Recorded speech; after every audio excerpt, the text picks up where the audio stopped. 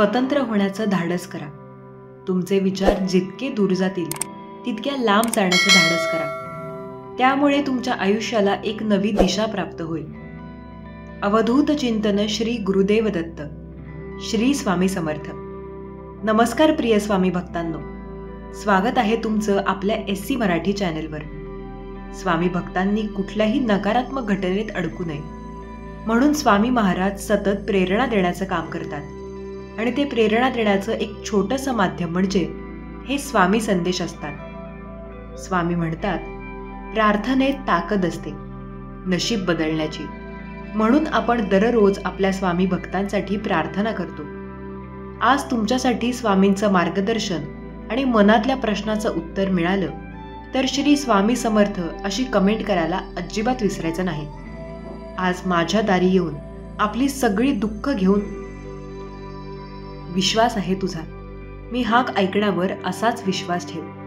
मनात परिस्थिती बदलेल. एका क्षणात न कळत तुझ्या समोर असा एक क्षण येईल ज्याची आशा तू सोडली होतीस. ते स्वप्न साकार होईल. म्हणून बाळा, सगळे रस्ते बंद होतील तेव्हा फक्त विश्वास ठेव. जेथे संपेल तुझी मर्यादा तेथून साथ देईन मी. जेवढे गमावले त्यापेक्षा जास्त मिळणार. फक्त थोडा संयम ठेव.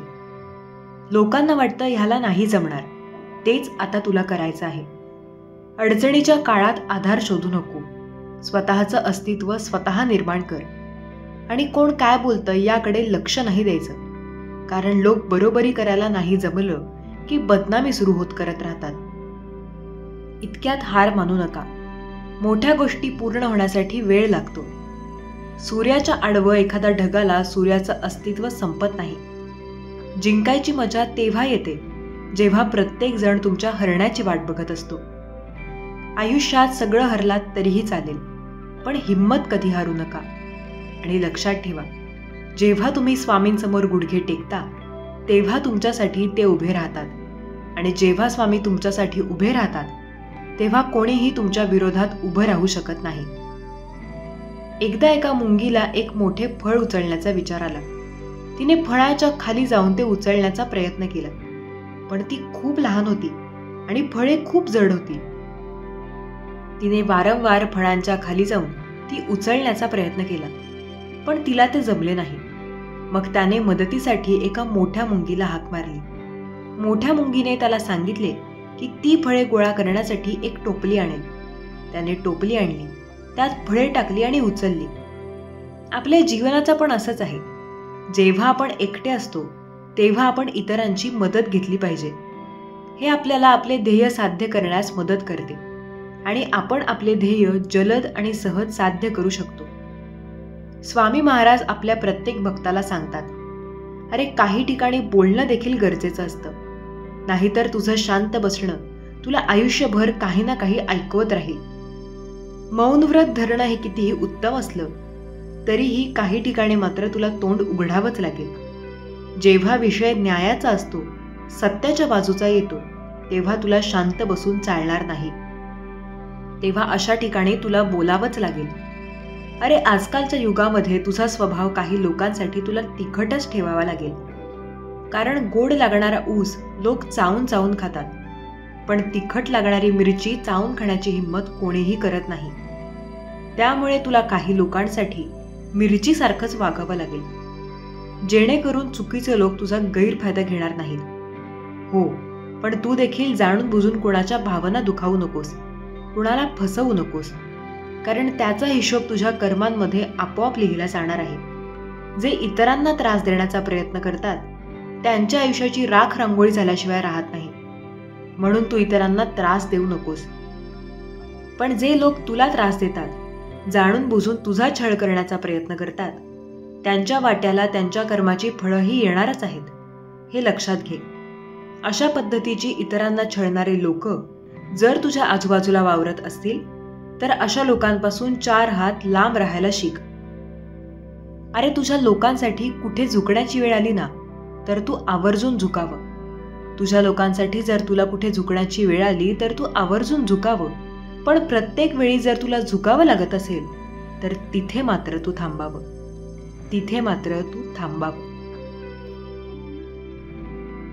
अरे, एखादं नातं निभवण्यासाठी दोन्ही व्यक्तींना सारखेच प्रयत्न करावे लागतात. पण एखाद्या ठिकाणी जर तूच प्रयत्न करत असशील तर समजून घे की समोरच्या व्यक्तीला तुझी गरज नाही. आणि अशा व्यक्तीपासून लांब राहिलं तरच तुझं भलं होणार आहे. जे लोक तुला वारंवार त्रास देतात ना, अशा लोकांना तुझ्या मनात काय पण डोक्यातही ठेवू नकोस. कारण हेच लोक तुझ्या सकारात्मक विचारांना मुळापासून काढून टाकण्याचं काम करतात. त्यामुळे अशा लोकांपासून लांब राहा.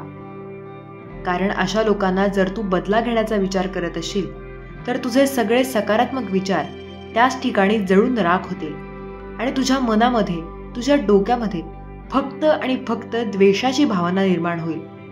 जिथे द्वेषाची, रागाची भावना निर्माण होते त्या ठिकाणी त्या व्यक्तीचा सर्वनाश झाल्याशिवाय राहत नाही. म्हणून अशा लोकांचं चांगलंही करायला जायचं नाही आणि वाईटही करायला जायचं नाही. त्यांच्या कर्माची फळं देणारा तो भगवंत खंबीर आहे. त्यामुळे अशा लोकांचा विचार तू करण्यापेक्षा त्या भगवंताला करू दे. तू फक्त तुझं काम प्रामाणिकपणे करण्याचा प्रयत्न कर. अरे, सवडीने आणि आवडीने नातं सांभाळणाऱ्या लोकांना तू ओळखायला शिक. जेव्हा तू सवडीने आणि आवडीने नातं सांभाळणाऱ्या लोकांना ओळखतो ना, तेव्हाच खऱ्या अर्थाने तुझी कधीच फसवणूक होत नाही. काही लोक त्यांच्या सवडीप्रमाणे तुझ्याजवळ येतात, पण काही मात्र आवडीने तुझ्याजवळ येतात. जे सवडीने तुझ्याकडे येतात ते लोक फक्त मतलबी असतात, पण जे आवडीने येतात ते मात्र सर्व तुझे असतात.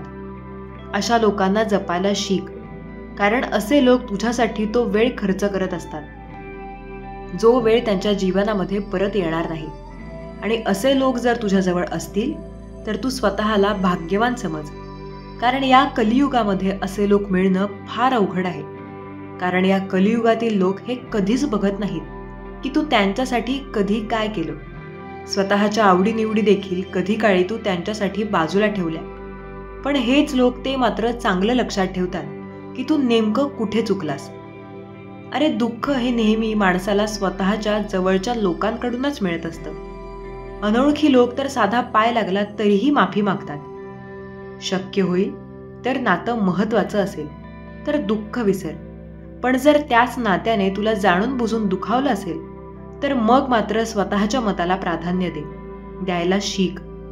ज्यांनी ज्यांनी तुला त्रास दिला, ज्यांनी ज्यांनी तुला दुःख दिलं ना, अशा लोकांचा फार विचार करू नकोस. कारण त्याची दखल नक्कीच कुठेतरी घेतली जाते. फिरून ते त्याला पुन्हा मिळणारच आहे. त्याबद्दल तू निश्चिंत राहा. कधी कधी तुझी काहीही चूक नसताना तुला चुकीचं ठरवलं जातं. अरे, जेव्हा चूक नसताना देखील तुला चुकीचं ठरवलं जातं ना, तेव्हा तशा वेळेस तू फक्त शांत राहा. कारण तुझ्या प्रारब्धाचे भोग तशाच पद्धतीने हळूहळू कमी होत असतात. म्हणून अशा वेळेस स्वतःवर नियंत्रण ठेव, संयम ठेव. वेळेनुसार तुला सर्व काही मिळेल. एक सिंह जंगलात शिकार करायला गेला होता. त्याच्यासमोर अचानक एक कोल्हा दिसला. कोल्ह्याला वाटले की आता त्याला कोणी वाचवू शकणार नाही. पण त्याने हार मानली नाही आणि आपला जीव वाचवण्याची युक्ती विचारली. कोल्हा सिंहाला कठोरपणाने म्हणाला, मला मारण्याइतकी ताकद तुझ्यात नाही. हे ऐकून सिंहाला थोडे आश्चर्य वाटले. त्याने विचारले, तुम्ही हे कसे बोलू शकता? कोल्ह्याने आवाज चढवला आणि म्हणाला, मी तुला खरे सांगतो, देवानेच मला या जंगलाचा राजा बनवले आहे आणि जंगलात राहणाऱ्या सर्व प्राण्यांना. जर तुम्ही मला मारले तर ते देवाच्या विरुद्ध असेल आणि तुम्ही देखील मराल. काही वेळ गप्प राहिल्यावर कोल्हा म्हणाला, तुझा माझ्यावर विश्वास बसत नसेल तर तू माझ्याबरोबर जंगलात ये. तू माझ्या मागे ये आणि बघा जंगलातले प्राणी मला किती घाबरतात. सिंहाने हे मान्य केले. कोल्हा निर्भयपणे सिंहाच्या पुढे चालू लागला. सिंह कोल्ह्याच्या मागे येत असल्याचे पाहून जंगलातील इतर प्राणी घाबरले आणि तिथून त्यांनी पळ काढला. काही वेळ जंगलात भटकल्यानंतर कोल्ह्याने सिंहाला विचारले, मी जे बोललो त्यावर तुझा विश्वास आहे का? काही वेळ गप्प राहिल्यानंतर सिंह म्हणाला, तुझं म्हणणं बरोबर आहे. तू जंगलाचा राजा आहेस. परिस्थिती कितीही प्रतिकूल असली तरी आपण आपल्या मेंदूचा वापर करून त्यांना आपल्या बाजूने वळवू शकतो. आपला मेंदू हा प्रोग्राम्सच्या आधारे काम करणारा संगणक नाही. मनाला चौकटी बाहेर विचार करण्याची क्षमता असते. प्रत्येक समस्येवर तोडगा काढण्याची ताकद माझ्यात आहे. हे तेव्हाच शक्य होईल जेव्हा मी प्रतिकूल परिस्थितीतही संयम राखेन. माझी फक्त एवढीच इच्छा, जेव्हा कोणी नव्हते तेव्हा फक्त स्वामी होते, आणि जेव्हा कोणी असणार नाही तेव्हा फक्त स्वामी असणार आहेत. कोण म्हणाले तू एकटा आहेस? कोण म्हणाले तू एकटा आहेस? श्री स्वामी समर्थ म्हणतात, मी माझ्या भक्ताला कधीच वाऱ्यावर सोडत नाही. आवाज देऊन तर बघ, मी तुझ्या पाठीशी उभा आहे. बंद नशिबाचे दरवाजे उघडले जातील. श्री स्वामी समर्थ हे परमदयाळू आहेत. त्यांच्या भक्तीने सर्वतोपरी कल्याण होते. भक्ताने आतुरतेने हाक मारली असता ते तात्काळ धावून येतात. ते सर्व काही भक्तांसाठी करतात. भक्तांच्या संकटकाळी धावून येणारे असे आपले श्री स्वामी समर्थ आहेत. तुम्हा आम्हा भक्तांचे भक्कम आधार आहेत. स्वामी म्हणतात, माझ्या भक्तांनो, लोण्यासारखे मऊ असावे. कोणालाही कुठेही खूप नये, ते हवे हवेसे वाटावे. तुम्ही निस्वार्थ झाले तर साधे कोणी आपल्या पाया पडताना मी या नमस्काराला योग्य नाही असे साधकाने मनामध्ये समजावे. म्हणजे कोणी नमस्कार केल्याचा अभिमान वाटणार नाही आणि न करण्याचा रागही येणार नाही. सत्कर्मानंतर आपली स्तुती ऐकायला साधकाने तिथे उभे सुद्धा राहू नये. भगवंताला हवे आहे त्याने असे समजावे की कुस्तीच्या आखाड्यात उतरलो आहोत, मंगल माती लागेल म्हणून आता घाबरून चालायचे नाही. यासाठी चांगली माणसे पाहिल्याने मातीत लोळतात, म्हणजेच ते लाभ जाते. भगवंताच्या प्राप्तीचे 2 मार्ग आहेत. एक मार्ग म्हणजे आजपर्यंत सर्व त्यांच्या इच्छेप्रमाणे घडून आले. माझे जे सर्व आहे ते त्यांचेच आहे. त्यांचेच ते पाहून घेतील. ते जे करतील ते सर्वांच्या हिताचेच करतील. याचा दिवस त्यांच्या इच्छेनेच यायचे आहे असे मनाशी ठरवून आपण त्यांच्याच मनात निश्चिंत राहणे हा होईल. आणि दुसरा मार्ग म्हणजे हे समर्थ ठेवणे, मी या जगात कोणाचा नाही, मी फक्त स्वामींचा आहे असे म्हणून कुठलेही प्रेम न ठेवता त्यांच्यात राहणे हा होईल. हा मार्ग जरा कठीण आहे. यामध्ये मनाने इतर ठिकाणचे प्रेम तोडून टाकायचे असते, कारण प्रेम एकाच व्यक्तीवर राहू शकते. मन जर आपले ऐकत नसेल तर न ऐकू द्या. आपण चांगले वाईट शोधावे आणि त्याचप्रमाणे करू लागावे. मन आपोआप तिथे येईल. म्हणूनच आपले मन मारा असे न सांगता आपले मन भगवंताकडे लावा. एक लक्षात ठेवा, कर्म हे धर्मापेक्षा अधिक महत्त्वाचे आहे. कारण धर्म केल्यावर आपण देवाकडे विविध गोष्टी मागत असतो, त्याची अपेक्षा करत असतो. पण कर्म केल्यावर देव स्वतः आपल्याला त्या गोष्टी न मागता देत असतो. जो व्यक्ती आपले कर्म आणि कर्तव्याचे पालन करत नाही, देव देखील त्याचा आदर करत नसतो, हे लक्षात ठेवा. म्हणून देवाच्या नामस्मरणात राहून तुमच्या कर्माला प्राधान्य द्या. वेळ कधीच थांबत नाही. आज जरी वाईट दिवस चालू आहे, लवकरच चांगले दिवस देखील येणार असतात. फक्त आपण आपले कर्म करत राहायला हवे, कारण तेवढीच एक गोष्ट आपल्या हातात असते. कोणाला काही देताना कधीही अहंकार करू नये, तसेच उपकाराची भाषा दाखवू नये. काय काय सांगता येत नाही, त्या व्यक्तीच्या मागच्या जन्माचे ऋण तुम्ही आज या जन्मी फेडत असाल. धर्म आपल्याला जीवनाचा रस्ता दाखवतो आणि कर्म हेच आपल्याला आपल्या देहापर्यंत पोहोचवत असते. म्हणून तुमच्या कर्माकडे बारकाईने लक्ष ठेवा. तुमच्या कर्माव्यतिरिक्त, देहाव्यतिरिक्त दुसरे काही दिसले नाही पाहिजे. आपले कर्म हेच खरी ओळख असते, वेगळेपणा निर्माण करत असते.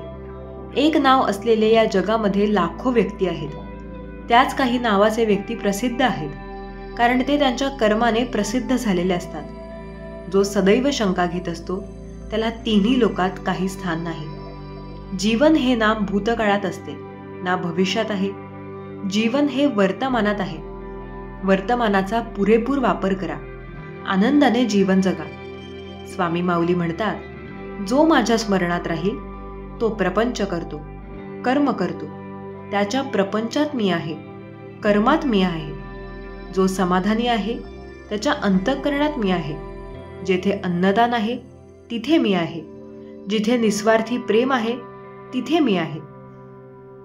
जे काम प्रत्यक्ष भगवंत करतो तेच काम त्याचे नाम करत असते. देहबुद्धीचा, अंधकाराचा पूर्ण प्रकाश दिसायला भगवंताच्या अनुसंधासारखा दुसरा उपाय नाही. देह स्थिर होणे, शांत होणे याचेच नाव समाधान आहे. जेव्हा तुम्हाला या समाधानाची किंमत कळेल तेव्हा तुम्हाला तुमच्या आयुष्यात दुसरे काही प्रिय राहणार नाही. नुसते देहाने पूजापाठ करून परमात्मा मिळत नाही, तर आपली वृत्ती भगवंताच्या ठिकाणी चिटकवायला पाहिजे. ज्याने वासनेला जिंकले त्याच्यावर भगवंताची कृपा झाली असे समजावे. तो भगवंताला प्रिय आहे असे समजावे. आता तुला काळजी करण्याची गरज नाही. मी तुला जे सांगेन ते तुला करावं लागेल. जेव्हा तुम्ही हे कराल तेव्हा तुम्हाला हवे तसे परिणाम मिळतील. मजबूत कारणास्तव आज देवदूत तुमच्यापर्यंत हा दैवी संदेश घेऊन आला आहे. जर तुम्ही हा मेसेज ओपन केला असेल तर ते तुम्हाला एका मोठ्या समस्येपासून वाचवले जाण्याची चिन्हे आहेत.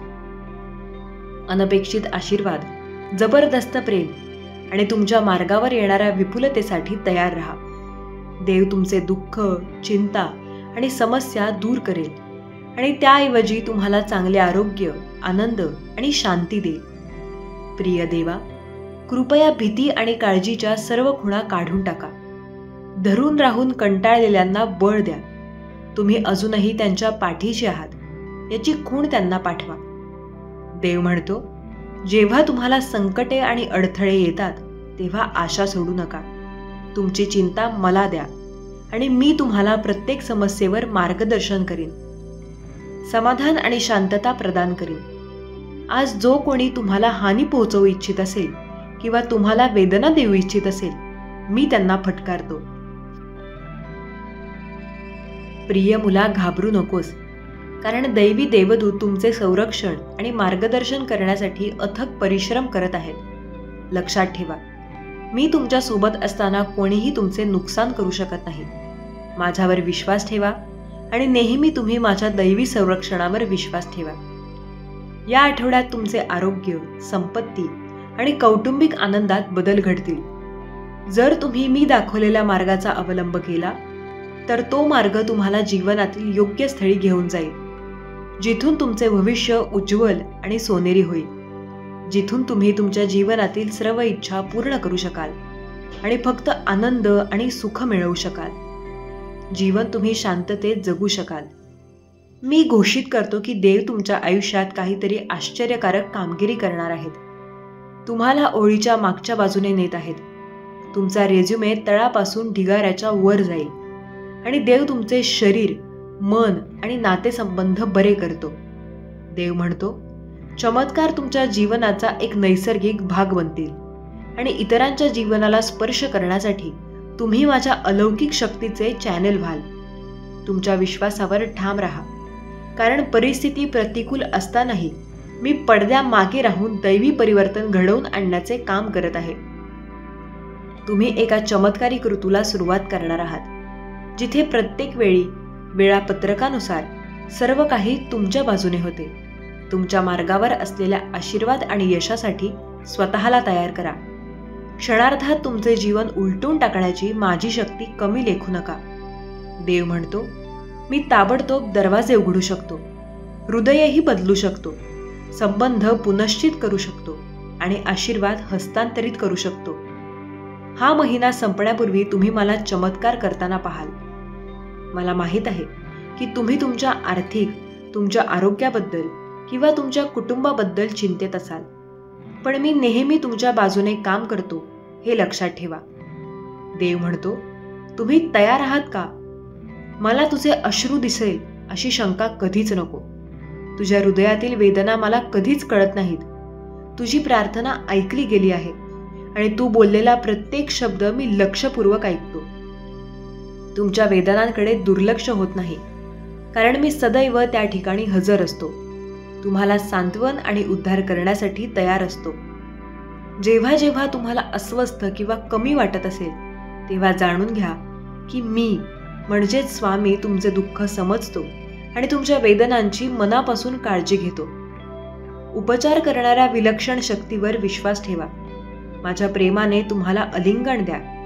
माझ्या विचारकृपेने तुम्हाला उन्नती द्या आणि माझी उपस्थिती तुम्हाला तुमच्या प्रवासात आराम देईल. तुमच्या आयुष्यात लवकरच घडणाऱ्या आणि अचानक घडणाऱ्या जीवन बदलणाऱ्या चमत्कारासाठी सज्ज व्हा. तुम्ही विश्वास ठेवू शकता की तुम्हाला आवश्यक उपचार आणि वित्त येत आहे आणि कोणताही मार्ग दिसत नसतानाही मी तुमच्यासाठी मार्ग तयार करेन.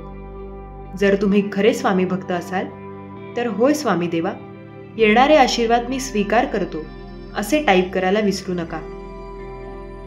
मी तुमच्यासाठी एक अविश्वसनीय दार उघडे जे तुमचे भविष्य परमेश्वराने आधीच नियोजित केलेले असेल. त्याने तुमच्या जीवनावर आधीच दिलेल्या आशीर्वादांसाठी आभार माना. तो तुम्हाला एक सुंदर मार्गावर नेईल. तुम्ही विजाने चालाल. आजचा स्वामी संदेश देखील जीवनाकडे बघण्याचा दृष्टिकोन बदलायला लावणार आहे. तर आवर्जून व्हिडिओ शेवटपर्यंत बघा. तुम्हाला आवडेल अशी माझी खात्री आहे. पण मग त्यासाठी तुम्हाला ऐकावं देखील लागेल. चला तर मग फार वेळ न घेता स्वामी संदेश सांगते. त्याआधी तुम्हाला एकच काम करावं लागेल. एक अंक मनात धरा आणि त्यासाठी तुमचा स्वामी संदेश ऐका. आणि हो, फक्त ऐकून सोडून देऊ नका. अगदी 100% नाही पटलं तरी हरकत नाही, पण एखादा टप्पा जरी तुम्हाला यातला पटला ना तर त्याचा विचार नक्की करा. त्याची अंमलबजावणी करा. नक्की जीवन बदलल्याशिवाय राहणार नाही.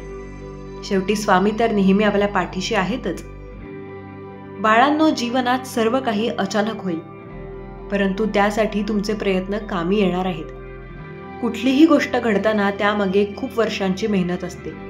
तेव्हाच एक दिवस जीवनात चमत्कार घडत असतो. तुम्ही भगवंताची आज सेवा केली आणि उद्या लगेच फळ मागत असाल तर तुम्ही चुकता आहात. कारण जे वर्षानुवर्ष देवाची तपस्या करत असतात, देवाची भक्ती करत असतात, त्यांना कुठेतरी जाऊन भगवंत दर्शन देतात आणि मग त्यांच्या इच्छा पूर्ण होतात.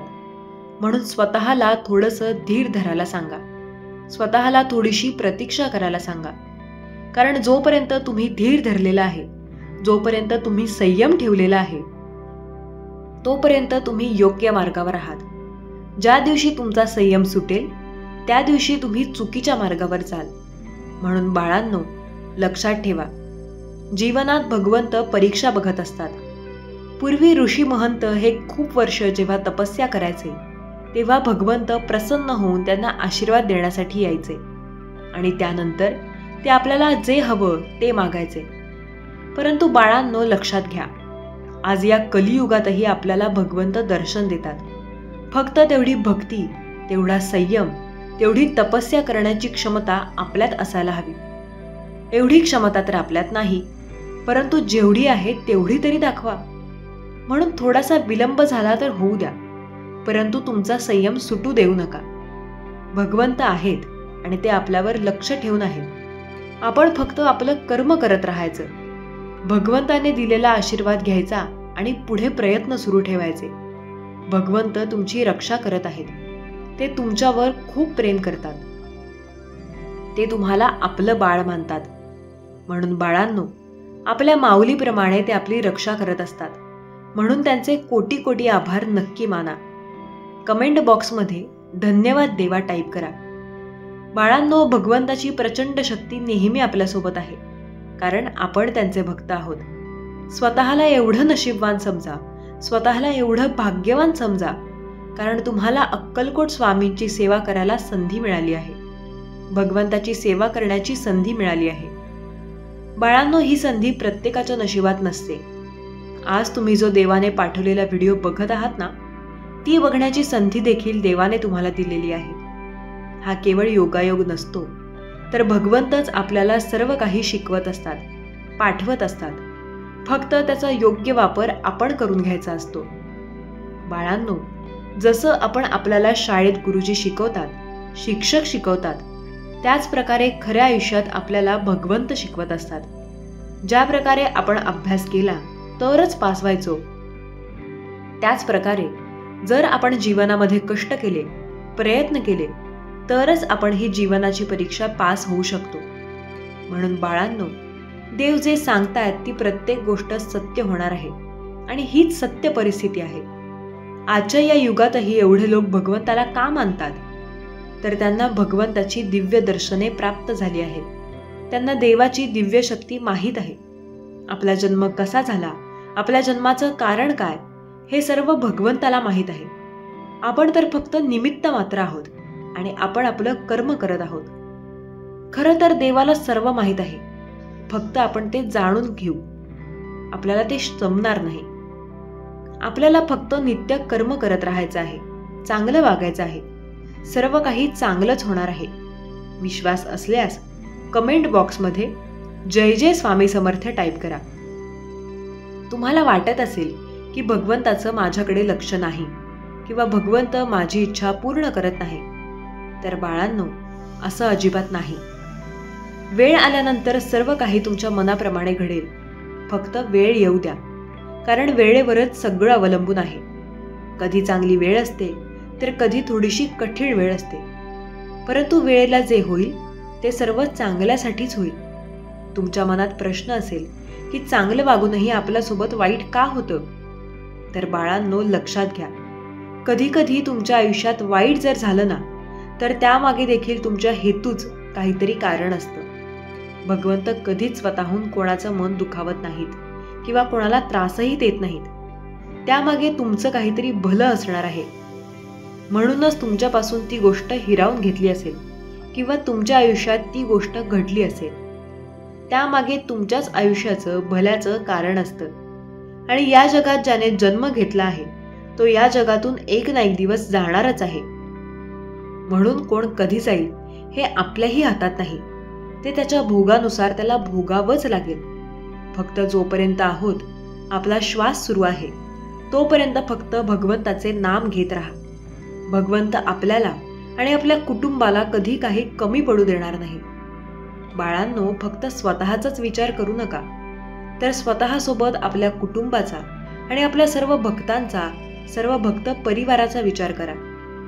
मुक्या प्राण्यांना कधीच त्रास देऊ नका, कारण त्यांच्यामध्ये खरा देव वसलेला असतो. देव फक्त परीक्षा घेतो की तू काय करतो आहेस. आपली गाय जर आपल्या दारात असेल तर त्या गायीला कधीच त्रास देऊ नका, कारण बाळांनो, गायीच्या पोटामध्ये देव वास्तव्यास आहेत. स्वामी म्हणतात, बाळा, तुम्हाला जर कधी काय करावे आणि काय नको ते जर सुचत नसेल, तर अशा वेळेस तुमचे डोळे झाकून तुम्ही आमचे स्मरण करा. तुमचे मन यामुळे शांत होईल. मग तुम्हाला योग्य तो निर्णय घेण्यासाठी तुम्हाला बळ मिळेल. परिस्थिती कशी का असेना, तुम्ही कधीच हार मानू नका. रागाने कोणतेच समाधान होत नसते. बाळा, डोळे मिटून आमचे स्मरण करा आणि शांत व्हा आणि अनुभव करा की तुम्ही आमच्या मांडीवर तुमचे डोके ठेवून झोपलेला आहात आणि आम्ही तुमच्या डोक्यावरून आमच्या मायेचा, प्रेमाने भरलेला हात तुमच्या डोक्यावरून फिरवत आहोत. आणि आमच्या या स्पर्शांमुळे तुमच्या मनाला खूप शांतता मिळत आहे आणि तुम्ही या मानवर रूपी जगातून एका वेगळ्याच दुनियेत आलेला आहात, असे तुम्हाला त्यावेळेस जाणवू लागेल, जिथे कोणतीच चिंता, कोणतीच काळजी, अपमान, राग, स्पर्धा, तिरस्कार नाही. अशा जगात तुम्हाला आल्यासारखे जाणवू लागेल. तुम्ही स्वतःला खूप शांत, खूप रिकामे अनुभव करू लागाल. तुम्हाला खूप समाधान देखील यावेळेस मिळत आहे असे तुम्हाला जाणवू लागेल. बाळा, अशा गोष्टींची कल्पना तुम्ही नेहमी करत राहा. अशाने तुमच्या या अडचणीने भरलेल्या मनाला खूप शांतता आणि समाधान तुम्हाला मिळू लागेल. बाळा, ही कल्पनाच एक प्रकारचे अदृश्य सत्य आहे, हे लक्षात ठेवा. आम्ही तुमची आई आहोत आणि तुम्ही आमचे लेकरू आहात. बाळ जेव्हा उदास असते तेव्हा ते त्याच्या आईच्या मांडीवर डोके ठेवून आईच्या मायेने भरलेल्या कुशीमध्ये शिरून आपले मन हलके करत असते आणि त्याला त्यावेळेस आईच्या त्या कुशीमध्ये स्वर्गाची अनुभूती होत असते. अगदी तसेच तुम्हाला देखील ज्यावेळेस खूप अस्वस्थ वाटेल तेव्हा तुम्ही तुमच्या या आईच्या मायेच्या, प्रेमाच्या कुशीमध्ये तुम्हाला खूप शांतता मिळेल. बाळा, आमचे तुझ्यावर खूप प्रेम आहे. तुझेही जर तुझ्या या आईवर खरंच मनापासून प्रेम असेल तर स्वामी माऊली लिहायला विसरू नकोस. तुझे कल्याण होईल.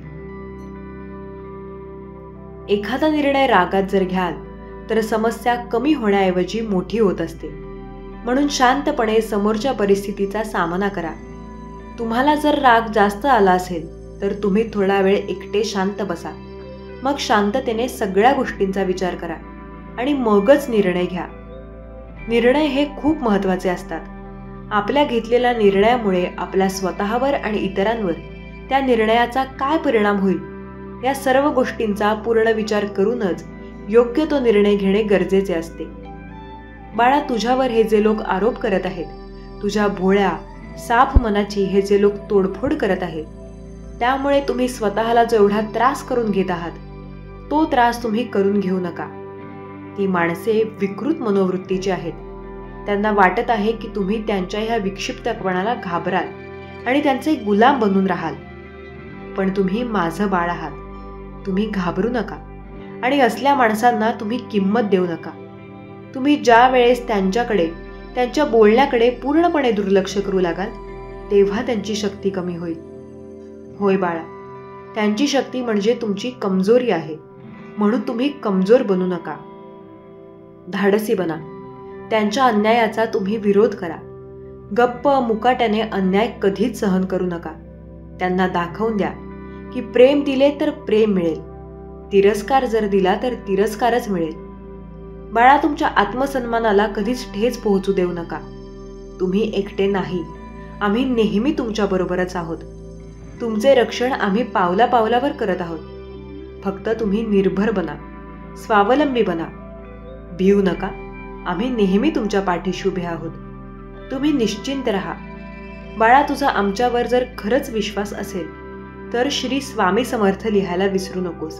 तुझे कल्याण होईल. शक्यतेच्या सीमेला जाणून घेण्याचा सर्वोत्तम उपाय म्हणजे असंभवतेच्या सीमेला ओलांडून पुढे निघून जा. जोपर्यंत तुम्ही स्वतःवर विश्वास ठेवत नाही तोपर्यंत देवालाही तुमच्याबाबत विश्वास वाटत नाही.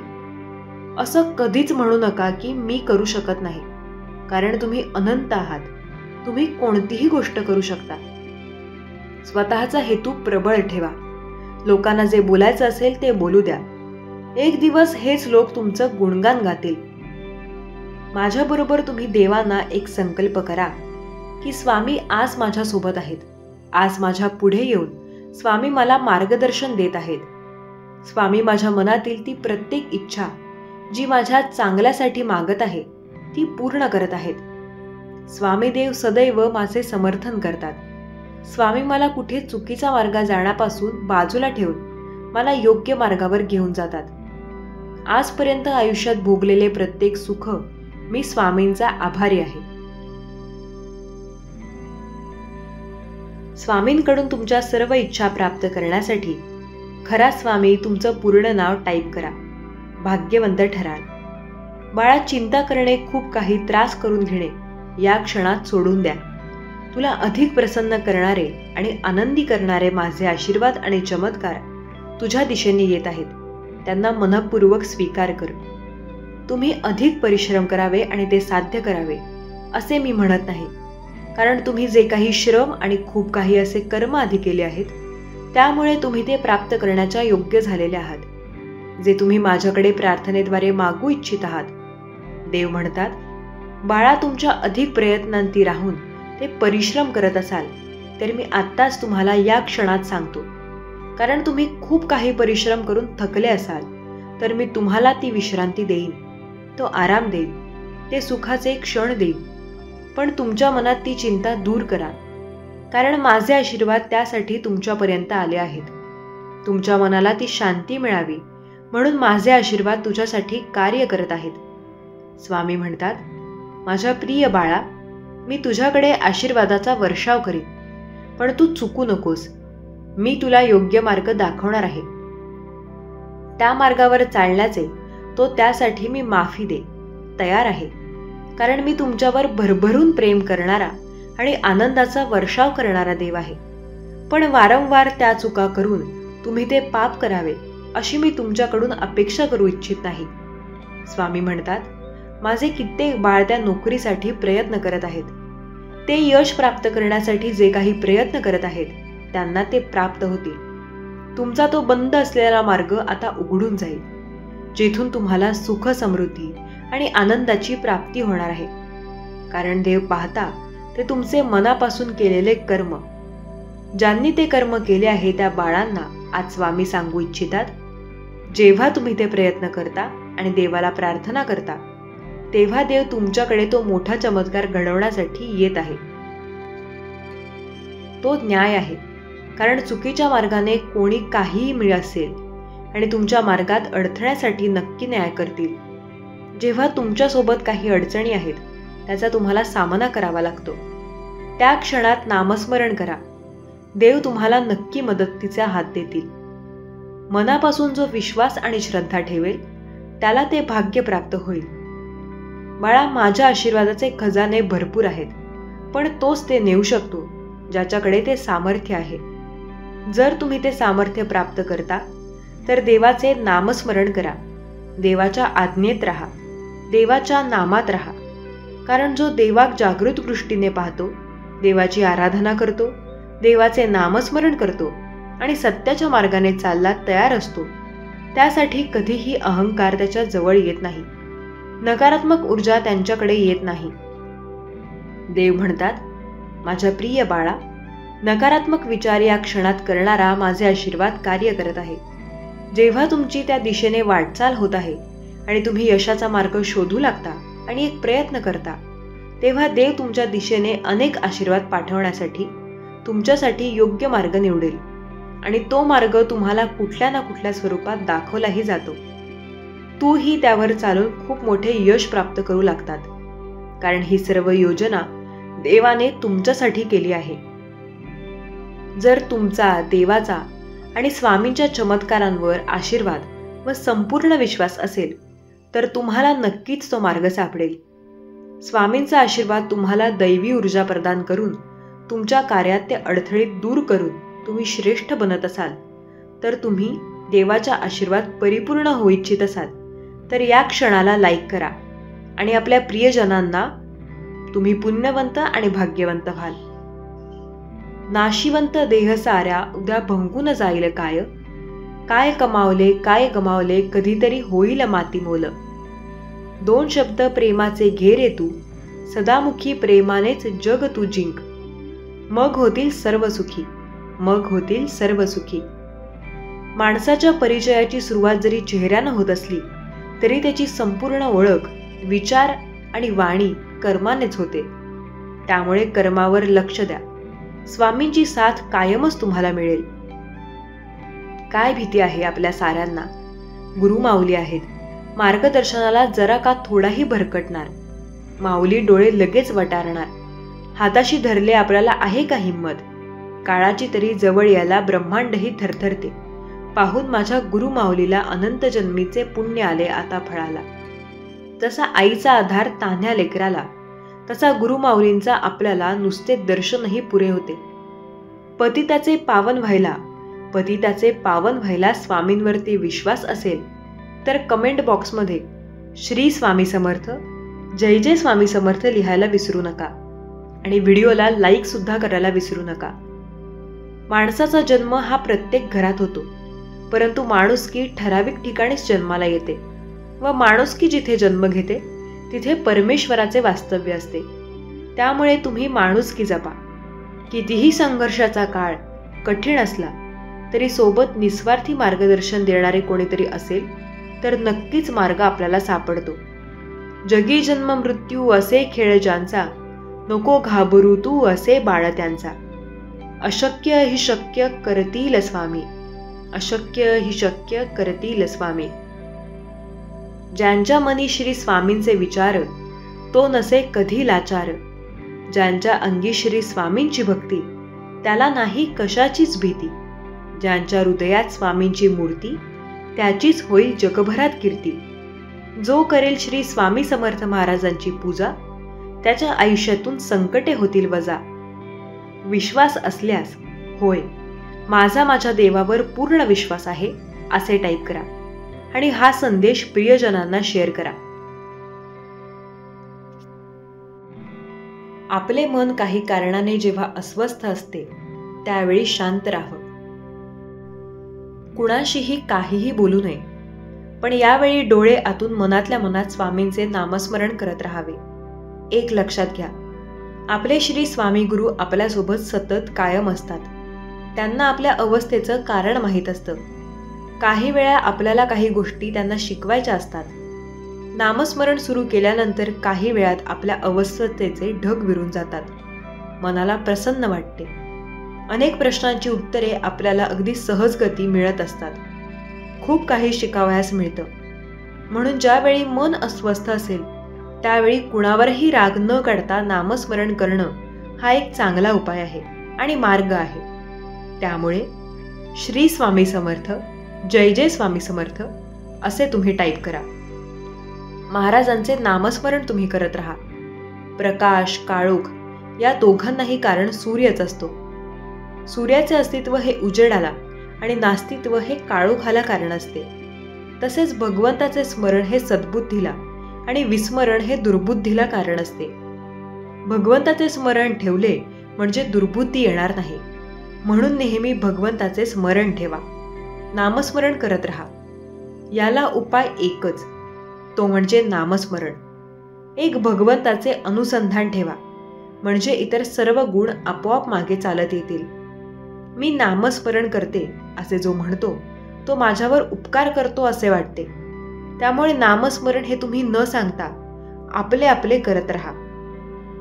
श्री स्वामी समर्थ हे नाम शोभत नमो भगवंत मोक्षदाता स्वानंदाची वृत्ती, आनंदाची मूर्ती विराजेही दीप्ती. समर्थ्यांची मित्या दुधाशी न तव, नामाविना ध्याता हे चरण सर्वसिद्धी. समर्थ तू एक द्यावयासी सुख तारिले, अनेक जड मूढ जगी तुझे पद तारक हे बंद. त्यांचा हा आमोद आम्ही घेऊ. श्री स्वामी समर्थ, नामस्मरण करू. श्री स्वामी समर्थ, नामस्मरण करू. परिस्थिती सगळ्यांची परीक्षा बघते, म्हणून हताश होऊन कधीच जगायचं नाही आणि रडत बसले की दुनिया हसते हे कधीच विसरायचं नाही. जे इतरांच्या सुखासाठी सोसतो, स्वतः दुःखाची झळ अभेद्य असते. त्याचे मनोबळ, स्वामींचे आशीर्वाद त्यालाच मिळतात.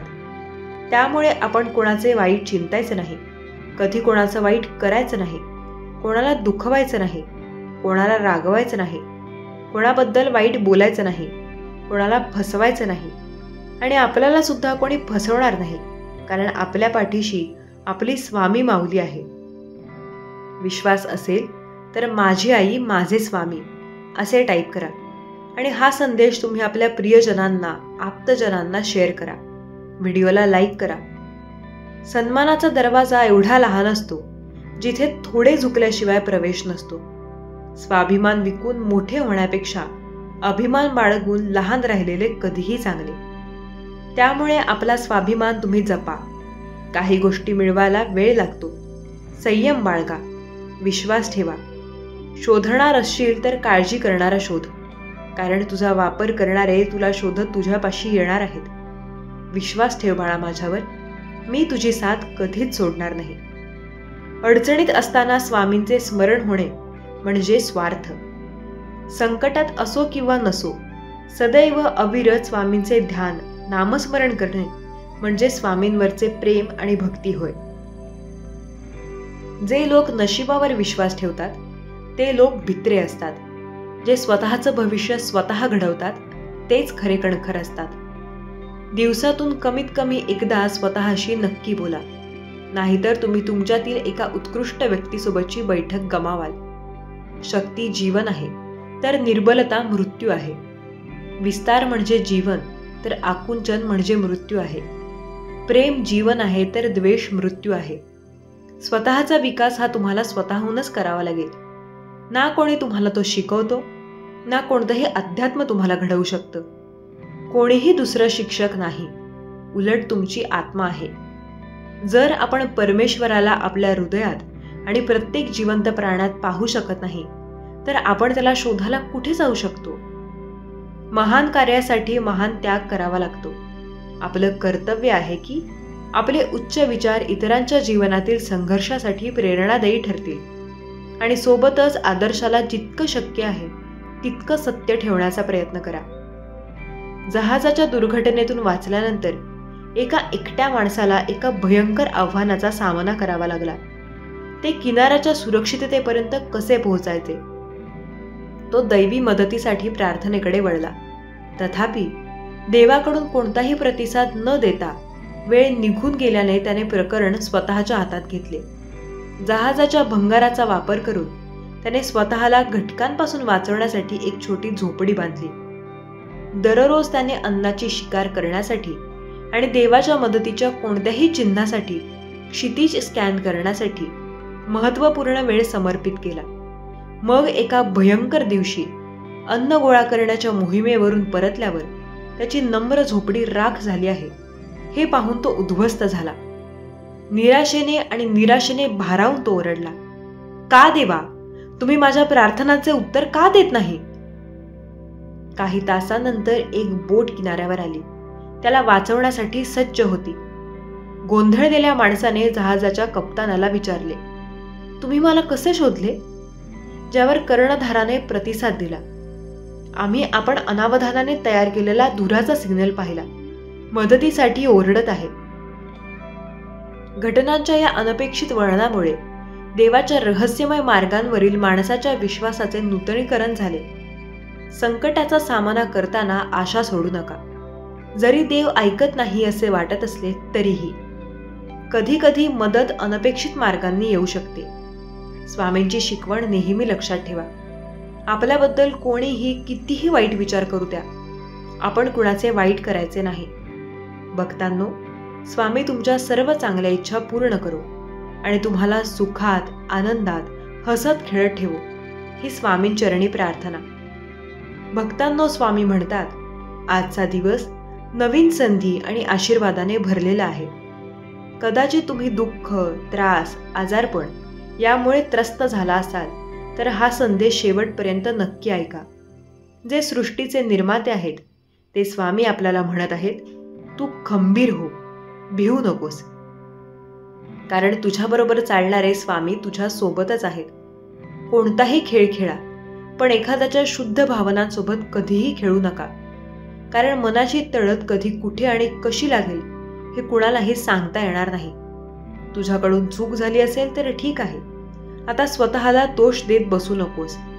जागा हो, माझ्याशी बोल, मी तुला साथ द्यायला येथे उभा आहे. यशस्वी होण्याचा एकच उत्तम पर्याय आहे. दुसऱ्याचं भलं झालेलं पाहण्याची ताकद आपल्या मनात असली पाहिजे.